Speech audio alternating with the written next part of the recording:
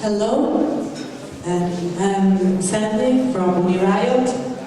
That is a network of different cities in Italy that try to get together struggles that spread out in all the University of Italy in the last 3 years. And as you know, Italy has been a kind of laboratory about the Bologna process, because it's still 10 years that we see all the reforms by the left parties and by the right parties going in the same direction of the application, the integral application of the Bologna process. And this process has been articulated in the different passages and different points, and one of these is the privatization or corporatization, as we can call this kind of thing, that in Italy it assumed a kind of paradoxal phase, because it's not just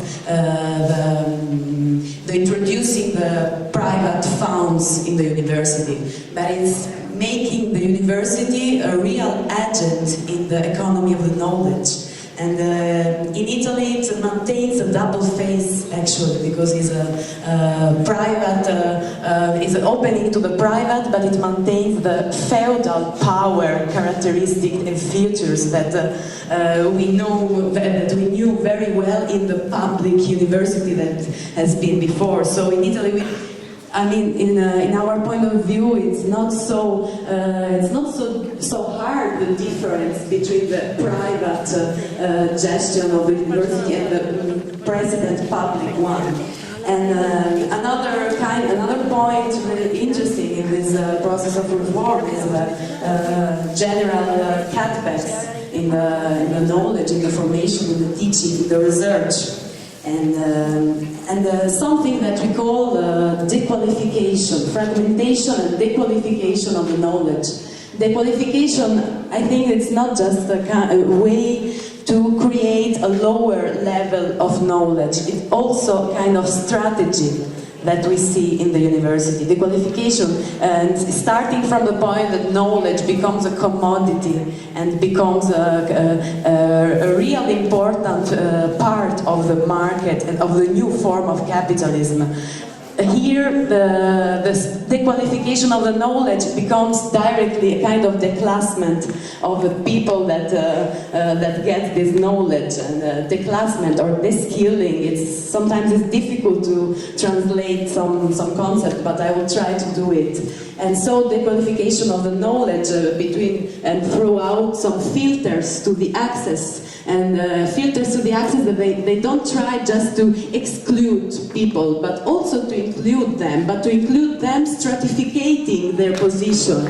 And this is a kind of way that makes stronger the control on the labor force on the university, and that made us all the life under kind of blackmail on our competencies and our formation. We live a lifelong learning, and we can say it's lifelong blackmail in which the system kept us and controlled us, and tried to keep inside someone and to let outside someone else in a process that is fluid, and it becomes a way of governance inside and outside the university. And this is another point of this process of reform that makes, I think, a new figure of student emerge from all this. And the student, we think that the figure of the student is not more divided by the figure of the worker. It's something that is going on, because there are a lot of workers that they are obliged to continue to study during their work. And the student is a worker, is a precarious worker, and still when he's studying in the university.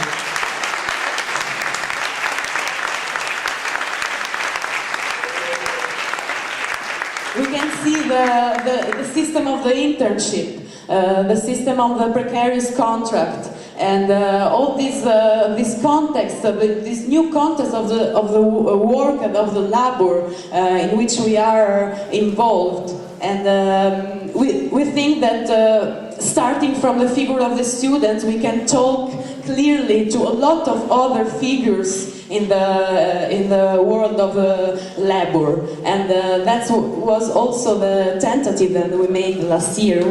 Last year we had a real big protest in Italy. I don't want to be kind of nostalgic tales of the movement, but there are some points that are actually interesting to analyze.